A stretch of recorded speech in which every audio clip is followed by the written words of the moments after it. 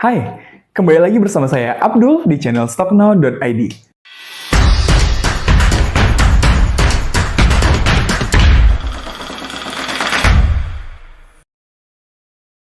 Nah, pada pembahasan kali ini pembahasan yang cukup menarik teman-teman. Karena apa? Karena pembahasan kali ini kita akan membahas terkait dengan estimasi dividen dan EPS dari emiten di sektor perbankan. Nah, apakah kalian tahu bahwasannya emiten big banks atau di sektor perbankan itu udah mengeluarkan laporan keuangan di tahun buku 2023. Dan fantastisnya apa? Bahwasannya laporan keuangannya itu naik cukup signifikan. So, dengan kenaikan dari laba perusahaan di sektor perbankan ini, apakah dividen itu dipengaruhi nih oleh kenaikan labanya? Yuk kita cari tahu dari estimasi portal berita Bloomberg. Tapi sebelum itu, kita akan membahas dulu nih terkait dengan apa itu dividen. Untuk bagi teman-teman yang belum tahu, mungkin ini sebagai info tambahannya. Nah, dividen itu adalah pembagian sebagian dari laba perusahaan kepada para pemegang saham sebagai imbalan atau bonus atas kepemilikan saham mereka. Ini adalah salah satu cara bagi perusahaan untuk membagikan keuntungan kepada para pemegang sahamnya sebagai penghargaan atas investasi yang mereka lakukan dalam perusahaan tersebut. Tujuannya apa sih? Nah, tujuan utama pembayaran dividen adalah untuk memberikan imbalan kepada para pemegang saham yang loyal atas keputusan mereka untuk menginvestasikan uang mereka dalam perusahaan. So, dividen juga dapat menjadi sumber pendapatan pasif income yang stabil bagi para pemegang saham tentunya. Dividen biasanya berasal dari laba bersih perusahaan setelah mempertimbangkan pengeluaran yang diperlukan pada rapat RUPS. Namun, perusahaan tidak akan selalu memberikan dividen jika mereka memutuskan untuk menggunakan laba mereka sebagai dana investasi ataupun dana capex. Tapi sebelum kita memasuki estimasinya, kita akan membahas dulu terkait dengan jenis-jenis dividen. Ada 3 jenis dividen. Yang pertama, dividen tunai. Nah, dividen tunai adalah jenis dividen yang paling umum. Perusahaan membayar dividen kepada para pemegang sahamnya itu dalam bentuk uang tunai. Nah, pemegang saham menerima pembayarannya itu secara langsung melalui rekening para investor. Selanjutnya ada dividen saham. Dalam dividen saham, perusahaan memberikan saham tambahan kepada para pemegang saham sebagai alih-alih membayar dalam bentuk uang tunai. Pemegang saham akan selalu menerima sejumlah saham baru sesuai dengan jumlah dividen yang mereka miliki. Dan yang terakhir adalah dividen interim. Dividen interim adalah dividen yang dibayarkan perusahaan sebelum hasil keuangan tahunan perusahaan ditentukan. Ini biasanya dibayarkan pada pertengahan tahun fiskal dan dapat disesuaikan di akhir tahun berdasarkan laba akhir tahun perusahaan. Nah, berikut adalah estimasi EPS atau earning per share dan dividen perusahaan di sektor perbankan dari website portal berita Bloomberg. Pertama-tama kita akan membahas terkait dengan estimasi laba per saham atau EPS dari masing-masing emiten di sektor perbankan ini ya teman-teman.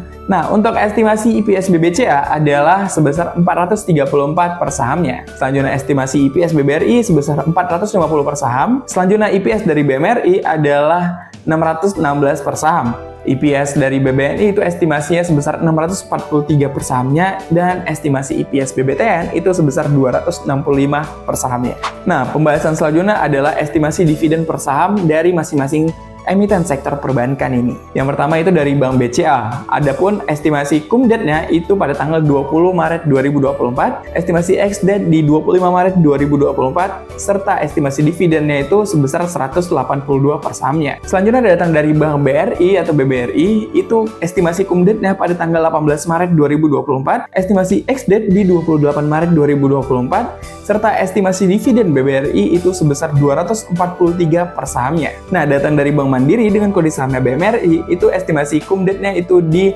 15 Maret 2024, estimasi ex-dividennya di 18 Maret 2024, serta estimasi dividennya itu sebesar 318 per sahamnya. Selanjutnya, Bank BNI atau kode sahamnya BBNI, itu estimasi cum-date-nya di 21 Maret 2024. Selanjutnya, estimasi ex-dividennya itu di 27 Maret 2024, serta estimasi dividen yang akan dibagikan itu sebesar 241 per sahamnya. Nah, terakhir itu pengumuman estimasi cum-date dari Bank BTN itu sebesar 15 Maret 2024. Estimasi ex-dividen di tanggal 27 Maret 2024, serta estimasi dividen BBTN sebesar 45 per sahamnya. Nah, perlu sobat cuan ketahui juga bahwasannya estimasi EPS maupun dividen emiten sektor perbankan ini diperoleh dari portal berita Bloomberg.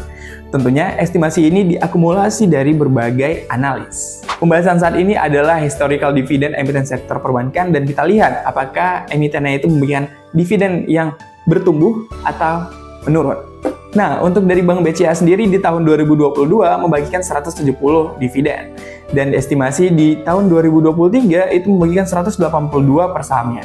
Maka dia tumbuh dividennya sebesar 7%. Datang dari Bank BRI, tahun 2022 membagikan 231 per saham. Di tahun 2023 itu membagikan 243 per saham. Maka estimasi pertumbuhannya itu sebesar 5%. Masih tumbuh ya teman-teman. Selanjutnya datang dari Bank BMRI. Pada tahun 2022 membagikan sebesar 529 per saham. Pada tahun 2023 itu membagikan 318 per sahamnya. Maka estimasi dividen itu mengalami penurunan sebesar 40%. Melihat dari dividen Bank BBNI di tahun 2022 membagikan 392 per sahamnya, dan estimasi dividen yang akan dibagikan tahun 2024 atas tahun buku 2023 sebesar 241 per sahamnya. Maka estimasi dividennya itu turun sebesar 39%. Nah, dan dari Bank BTN tahun 2022 membagikan 43,3 per sahamnya, dan estimasi dividen di tahun 2023 yang akan dibagikan di tahun 2024 ini sebesar 45 per sahamnya. Maka estimasi pertumbuhan dividen sebesar 4%. Nah, perlu Sobat Cuan ketahui juga bahwa estimasi ini bersifat proyeksi atau dari analis. Jadi kita harus tetap menunggu perilisan resmi terkait dividen dari masing-masing emiten. Oke, jadi emiten sektor perbankan ini serempak akan memberikan dividen pada tahun 2024, especially di bulan Maret. So, untuk Sobat Cuan bisa banget nih untuk pantau mengenai emiten sektor perbankan berikut yang telah saya bahas. Dan kalaupun mau share, itu kita bisa absen ya teman-teman di kolom komentar, supaya kita dapat sharing-sharing nih terkait dengan pembagian dividen di tahun 2024 ini. Dalam pembahasan ini juga bersifat disclaimer on. Kami hanya memberikan data berdasarkan analisis teknikal, fundamental, serta proyeksi dari beberapa analis. Segala keputusan dalam membeli dan menjual instrumen saham itu berada di tangan investor. Sekian pembahasan kita mengenai estimasi dividen emiten perbankan. Sampai jumpa di pembahasan selanjutnya. Salam cuan dan bye-bye!